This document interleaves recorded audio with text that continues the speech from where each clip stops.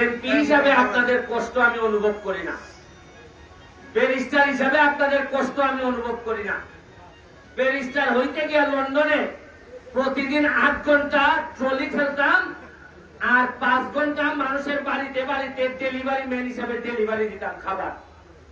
ওই সময় আমি বুঝতাম যে 8 ঘন্টা পরে 5টা মিনিট কাম করতে শরীর চলতো না।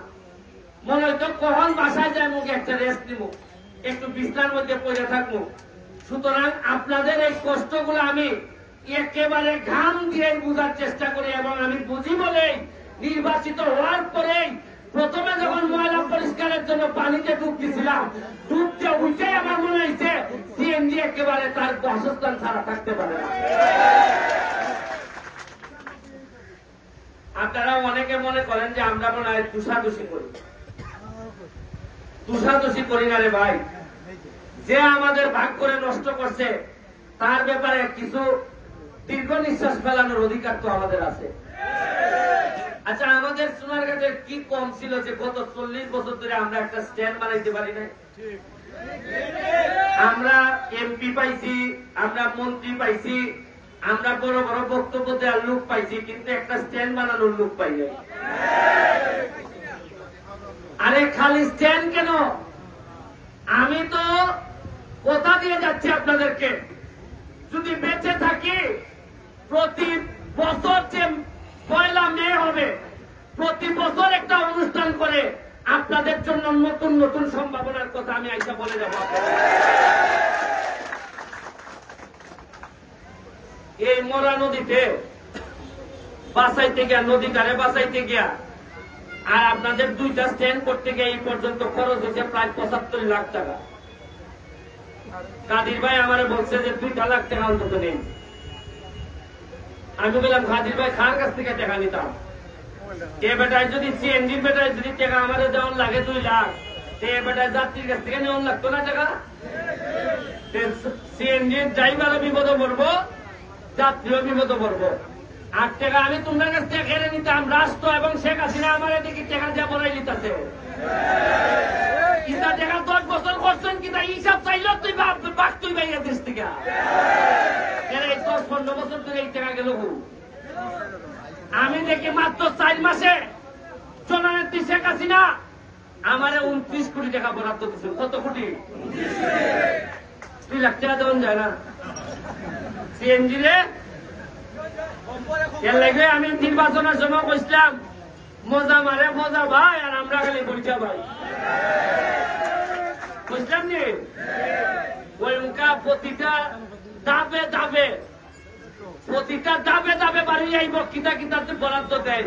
উনি দুঃখের কথা কিতা কইতাম, ঈদের সময় যে জননেত্রী শেখ হাসিনা যে শাড়ি আর লুঙ্গি দেয়, এটা আগে জীবনে উনছিলানি কোনদিন? এবার আমি ঘোষণা দিয়া কইলাম জননেত্রী শেখ হাসিনা 400 শাড়ি দিছেন আর এই লুঙ্গি উঙ্গি দিছেন। আমি কিতা করলাম, সবাই দিয়া বর্তন করে ইউনিয়নে দিয়া সাইডে দিলাম। আমি কিন্তু ঘরে ঘরে গেছি। তার মনে কিরাত মজা এরা পাইছে। আগে যারা জীবনের শাড়ির কথা কইছে না, পুরাটাই মাইনে দিচ্ছেন মনে হয়।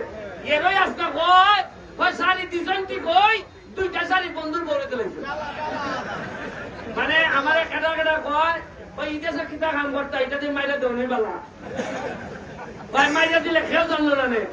আর ওকে দিশতে বন্ধুর বলে দিলেছ। এরপরেও নয়, আমি ব্যারিস্টার সুমন, আমার বাপ বাচ্চা আসেননি বাচ্চা, আমার ভাই দেশে তখন দেন লন্ডন, আমার সব বই তখন পুরানো কানাডা আমেরিকা, আমার বউ বুড়াবুড়িও নাই, আমার ভাই নাই, আমার চাচা নাই, আমার মামু জেলাইন আসবে নিলেন সব মিলে গিয়ে আপনার মেসাপ ওই কুকাওরা শুনছেন কোনদিন আমার কোন মামুর না। এর বড় আমি যে আপনারা কিছু লোক লইয়া চলে, এরা কিলায় আপ তুলে লাগছে, কিলায় ওই কিতা কয় হারভেস্টার মেশিন কিনে লাগছে। আল্লাহ যে বাঁচাইছেন, যদি আমার বাইন চাষতুর বাইন থাকতো ডেলি মনে আমার একবার ওখানে ছেড়ে দিলাম। এখন আমার সাথে যারা থাকে ভাই, আমি না ওই সিদ্ধান্ত নিছি আগুনে বুঝা যতদিন এমপি আছি একটা টাকা বানাইতাম না। আমারে যারা খাদির ভাই আমার সাথে আছে, সাজিদ আমার সাথে আছে, সিএনজি সেক্রেটারি, এরা কি আমার মতোই বাবা? আমার ভিসে যারা আছে এরা কি সংসার নাই? এরা কি একটা উনানা আবেদন করলে অসুবিধা আছে? এই আবেদনে এরা করতে পারতো না। আর হবিগঞ্জের কিছু লোক এরা আমরার সম্পদ খায়। এখন আমরার কোন পালা নেতা তৈরি হইলে কেমনে সংবাদপত্রের নিউজ ইটাইটা করে আমরা নেতা লাইন নষ্ট করতো, ইটার লেগে এরা বুঝে নেই। এমন কোন ব্যবসা বাদ আছে হবিগঞ্জে যায় না? পার্সেন্টেজ যায় না? শ্রীমঙ্গল যায় না পার্সেন্টেজ? বলে না একটা জিনিস শুনুন, ইটা কইলে তো বেলা আমি খাইছি খুব। ওই যে চা বাগান আছে না, আমরা চা বাগান আছে নি, চা বাগানের কম এরা চা বাগানের শ্রমিকরা বাঙ্গারা আটা খায়, জানেন নি আপনারা? এটা ই কম বাঙ্গা দেওয়ার যে ব্যবসাটা, এই ব্যবসাটা আগে আছে সোনারঘাটে। এই ব্যবসাটা বাড়ি দিয়ে লই গেছেন শ্রীমঙ্গলের লোকে, গুনানের লোকে। এখন নেওয়ান জ্ঞানে এখন সোনারঘাটের মানুষ আমার ইয়ে করতেছে, কয় ভাই শ্রীমঙ্গলের মানুষে এরার বাগানের ব্যবসাও করে, আবার আমদার বাগানের ব্যবসা করে। আমদার কি সোনারঘাটের মানুষের কি সোনারঘাটের ব্যবসা করার অধিকার নাই? এই কথা কইলেও সাইটিতে মানুষে কয়েকটা আমরা সোনারঘাটের মানুষে মানে সান্দাবাজি আরম্ভ করছে। মানে ব্যবসা পালাও করতে পারতো না তুমি, তাও তুমি বিপদ করবা।